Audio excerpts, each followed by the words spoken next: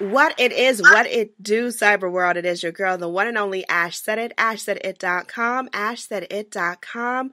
Welcome back to the Ash Said It Daily podcast show. I appreciate all the love and support, you guys. Yes, we've got over 10,000 hits to the website, which is ashsaidit.com. I would not have been able to do that without you guys, without your support, your love, all the shares, all the likes, everything in between. Thank you, thank you, thank you.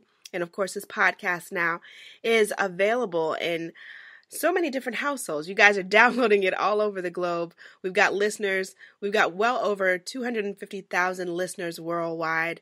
And that, again, I would not have been able to accomplish without your love, without your support. Sorry about that. I'm a little under the weather today, but not too under the weather, to where I have the privilege of having with me today the front man of Ships Have Sailed, Mr. Will Carpenter. Will, how are you? I am wonderful, and thank you for having me. It's a privilege to be here. Awesome. Well, thank you so much. Well, let everybody know where you're from. What cities do you represent? Well, I grew up in a small little village in Vermont called Montpelier. It's the state capital. It's right smack in the center, but when I say state capital, it's not really a city. It's like a 12,000 person town. Like walking down the street, you pretty much know everybody. And then from there, I did a little stint in Boston, and from there I moved out to Los Angeles, which is where I live at the moment. And where Ships Have Sailed is based. Awesome. All right, so let's talk about this band, Ships Have Sailed. How did the band form? Well, it's a funny story. It really didn't form as a band at all. It just formed as kind of a collection of songs that were stewing around in my brain, that they weren't really a fit. I was in a kind of a rock hip hop project at the time. And we were signed, we were making some waves, and I didn't really have the energy to do something else at the moment. And obviously these songs, they were not like a fit for that. It's a very specific genre. But I didn't really want to like pitch them for other artists. So, and I'm not one to kind of step down from a challenge. So just because I didn't really have the time didn't mean that I was going to kind of like give up on them. They were talking to me. So I just kind of started producing them myself in my home studio and played them for a couple of select friends friends, but also industry colleagues. And they were like, wow, these are really good. What are you going to call it? And so at that point I was just like, all right, well, I've got to call it something. And I started thinking about names. Okay. And how did the name come about? Yeah, so at that time, I mentioned the previous project as well. Right around that time that the first EP was starting to come about, the first Ships Have Sailed EP, there started to be a little bit of rockiness in the other project. And without getting into specifics, that the situation that was arising over there kind of led to a really long kind of unspoken hiatus, which is still underway right now with that project. Don't get me wrong, we're all still friends and we all still speak and hang out. In fact, we were just celebrating our good friend Morgan's wedding all together last week. But the project itself didn't end up moving forward as quickly as we had hoped. And so what that led to is a lot of contemplation on my part about kind of how you get to the place you get to, like any when in your life, and what brings you there. And, a lot of kind of churning thoughts about missed opportunities. And the phrase "that ship has sailed" popped into my mind. And it's kind of a negative phrase, and I was kind of thinking about it. I was like, well, but, missed opportunities, sometimes they feel wrong at the time, but if you think about where they lead you, eventually they'll lead you right. So maybe it's not a missed opportunity after all, and maybe that phrase should be rather "ships have sailed." And then as I was like thinking about it, I was like, whoa, that's a really good band name. And I had this band that I needed to name, so it seemed very fitting, especially given the subject matter of not only the first EP, but then our music as it's kind of developed has kind of stuck with that thread of trying to flip the negative to the positive, find the silver lining, and kind of contemplate, how we get where we get in life, if that makes sense. Yeah, no, totally. That definitely makes sense. So, all right. So, you come up with this music, you name the band, and then we're on to the next phase.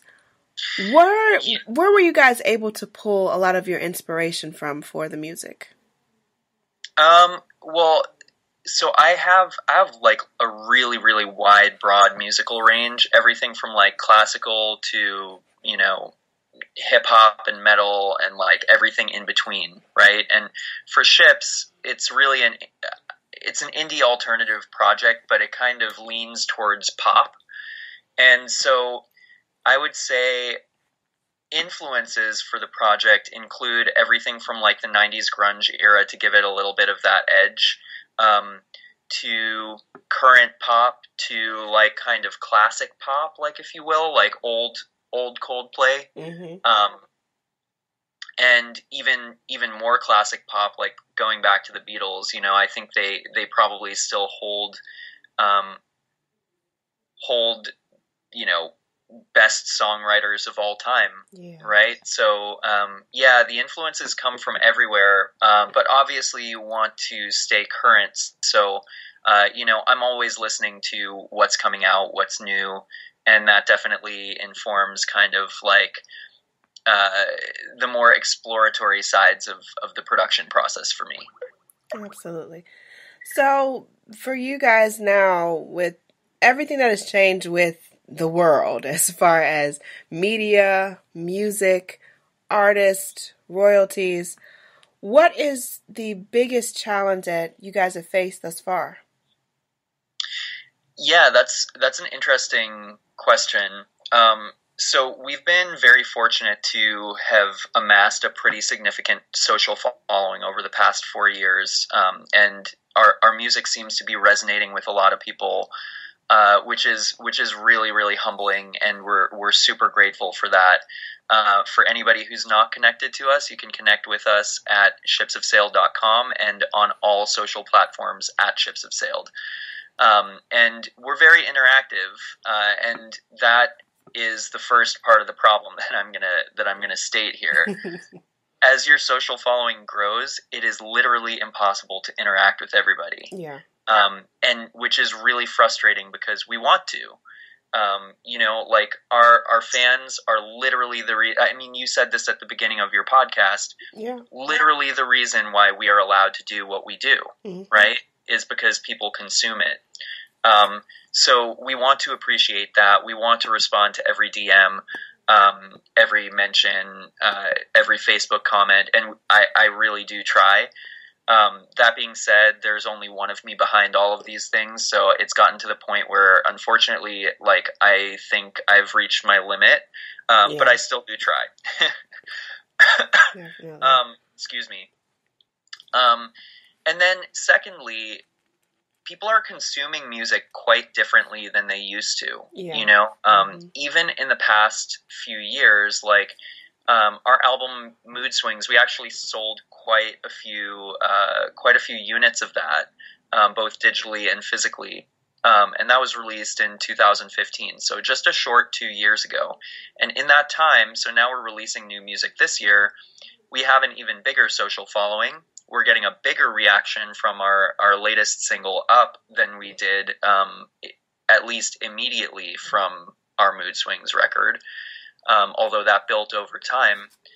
And what I'm noticing is that people are streaming much more than they are purchasing, which is great, right? Like, however anybody is enjoying our creations is perfectly fine, and it's amazing, because it means that we're connecting with them on a different level than like a consumer level. Right. But what it means what it means as an artist, and, you know, obviously, like, this is a business. Yeah.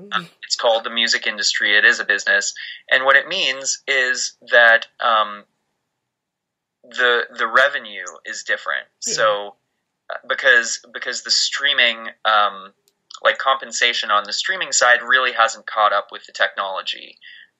When the rules were first made, it was kind of like a secondary thing, like, oh, people will stream your stuff and then they'll like it and they'll buy it. Mm-hmm. But now with the age of kind of like subscription-based unlimited streaming services, that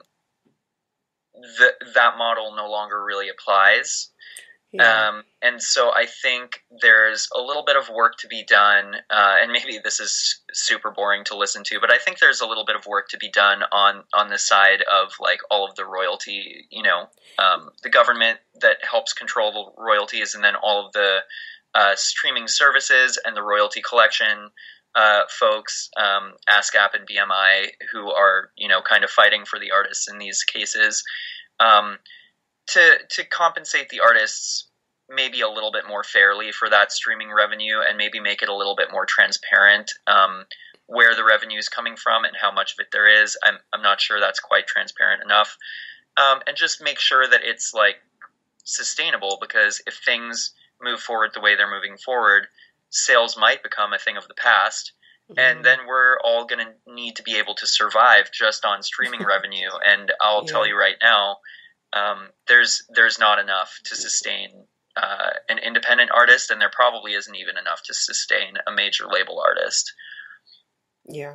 No, you're right. I mean, if we get into the real logistics of how the industry has changed tremendously. And like you said, down the road, what is it going to look like? You know, 5 years, 10 years from now? I don't know.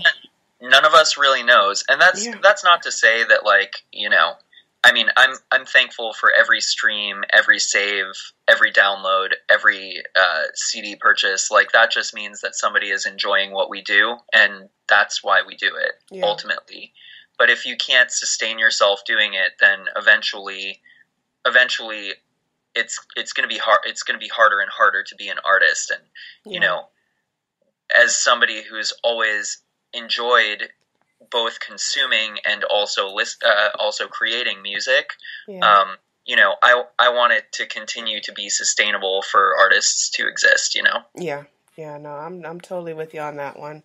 So, yeah, you know, and who knows, there may be something in development now that is going to help the artist to sustain, and, you know, because we want you guys to sustain. And I mean, me personally, I mean, indie artists have a special place in my heart, just because I used to have a podcast years ago, Live with Ash Peasy Breezy, where that's all I did was interview independent artists from around the globe, like bluegrass, R&B, country, jazz. I mean, just any kind of just really awesome, authentic artists that are just pouring their heart and soul into their music. It's just the fact that they're indie. They don't have $100,000 backing their imagery, and they don't have this big record label that's going to just put them up on tour. And so, meanwhile, their music is amazing and phenomenal. A lot of people don't know about them because they're indie. So now with the way that the industry has changed with streaming music and all these different services, it's great because, you can reach more people than ever before, than probably any major artist in the past. But at the same token, you're also getting shafted. Yeah. So, I you know, like I said, we none of us know what's going to happen and how things are going to turn about, but I can definitely hope and pray that independent music gets its due justice. And I wanted to ask you about that too, as far as how do you feel about these major labels? Are they still viable today? Well, I mean, I think they're dealing with the same problems on a different scale that indie artists are, right? Like the whole thing about streaming and revenue streams being different. So, I mean, they're kind of struggling as well, as weird as that seems. You know, like they have all of these huge artists, and you'd be like, why are they struggling? But they're probably struggling as well. I do think that it is a great time to be an indie artist, though. I'll put it like that. I think it's a great time to be an indie artist. It's not an easy road. Like, I've been attending a lot of music conferences this year, and a lot of the young artists that show up and they're asking questions at these panels, they're like, oh, so what do I have to do to skyrocket myself to like blah, blah, blah level? There's nothing you can do to skyrocket. Like nothing's going to skyrocket anything. There is no like flash in the pan unless you hit the jackpot, and that's like less likely than winning the lottery. What you have to do is you have to, number one, make a good product. So write a great song, learn how to produce it so it sounds really good, or else hire a producer that's going to make it sound really good, and then talk to enough people so that you know how to release it to maximize the impact given your circle, right? And everybody's circle is going to be different, and you constantly want to be building your circle, which means you have to be nice.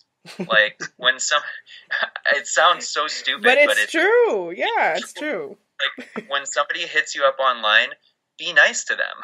Like, even if they're kind of, like there's people who'll hit us up online, and I'm not gonna, give specific examples, but people are like a little bit rude online sometimes. Oh yeah. Oh, absolutely. Even so, be nice to them.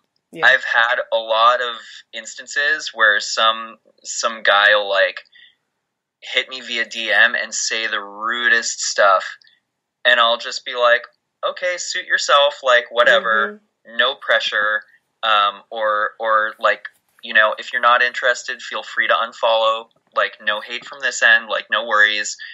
And the responses I'll get back is like, oh man, killing me with kindness. Now I have to go listen to your stuff.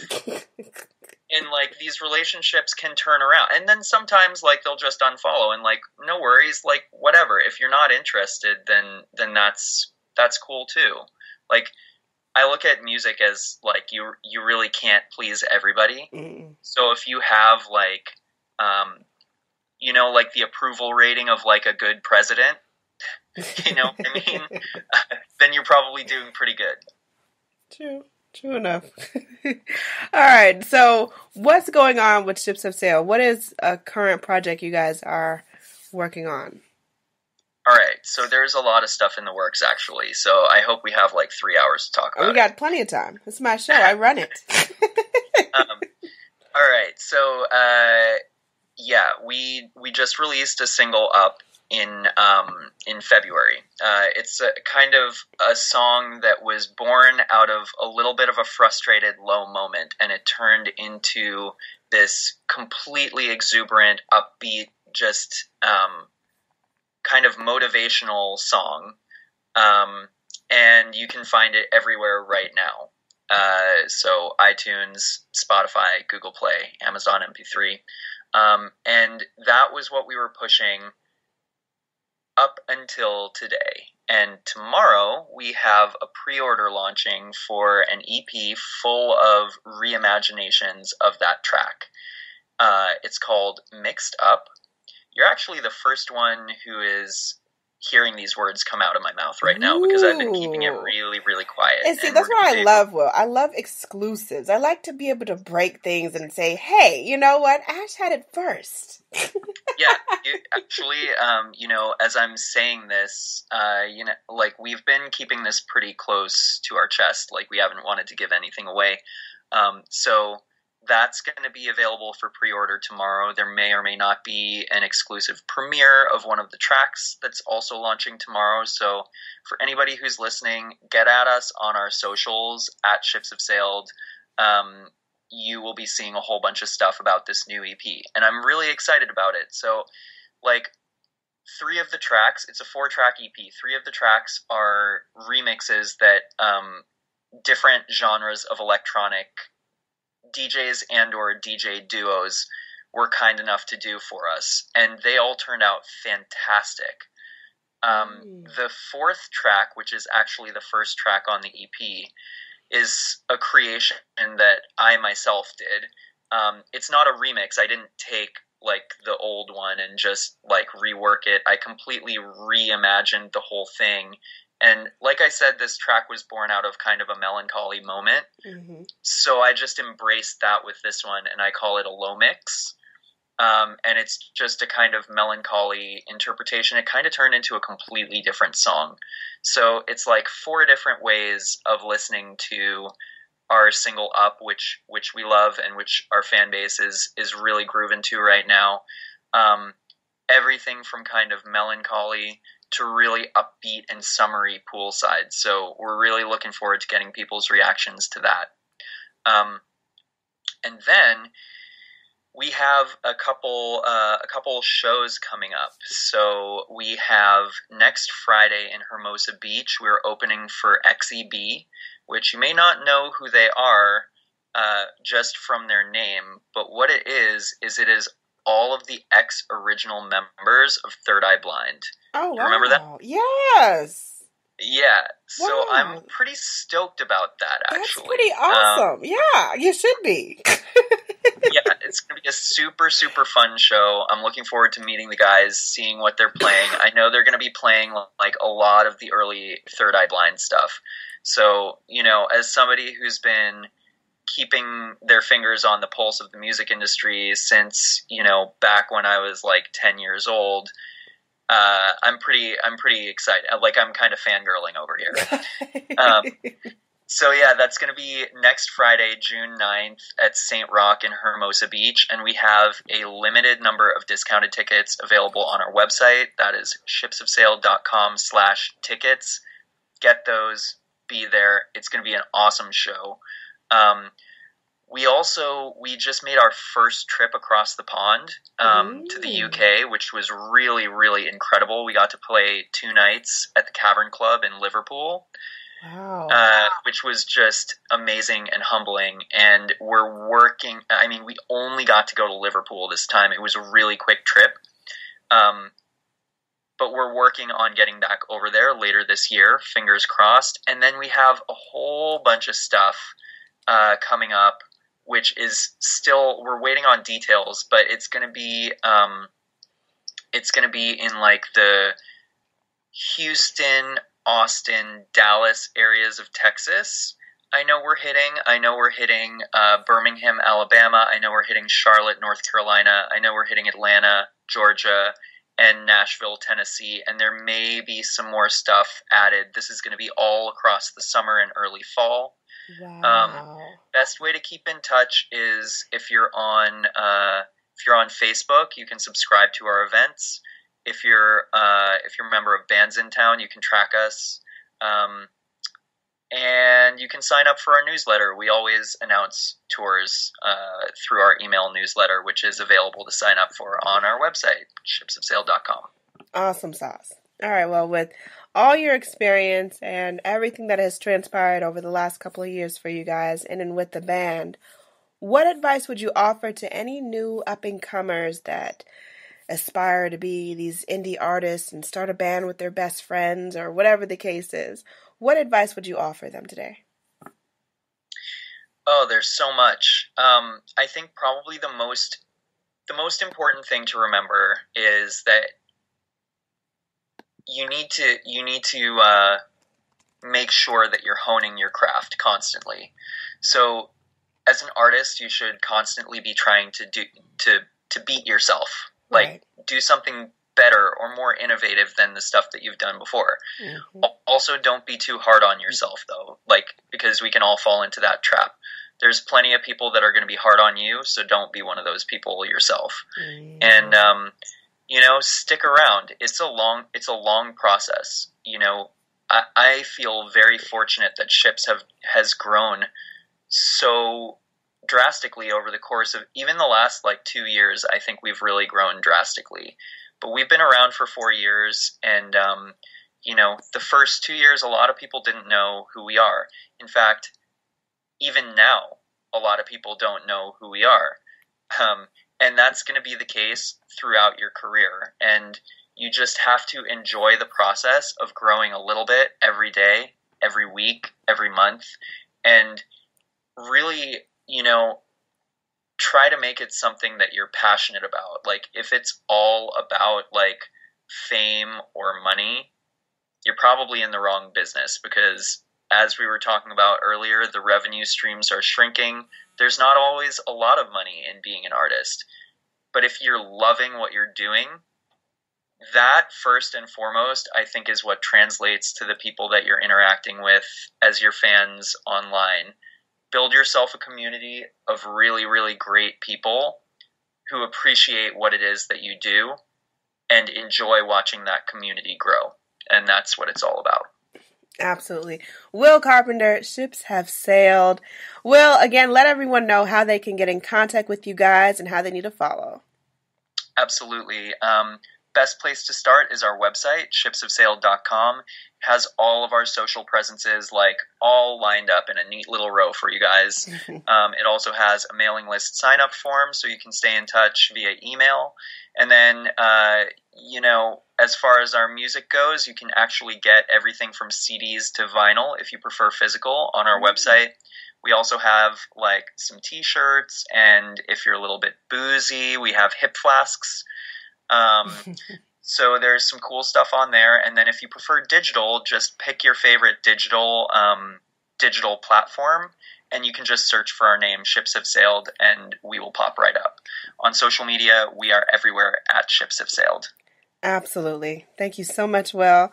And I thank each and every one of you guys for downloading the show, for tuning in, all your support, all your love. Like I said, social media is crazy, Will. I mean, there's no way. I mean, honestly, I wouldn't be talking to you if it wasn't for social media. Someone actually sent me you guys' site, and I was like, oh, wow, I need to hit them up.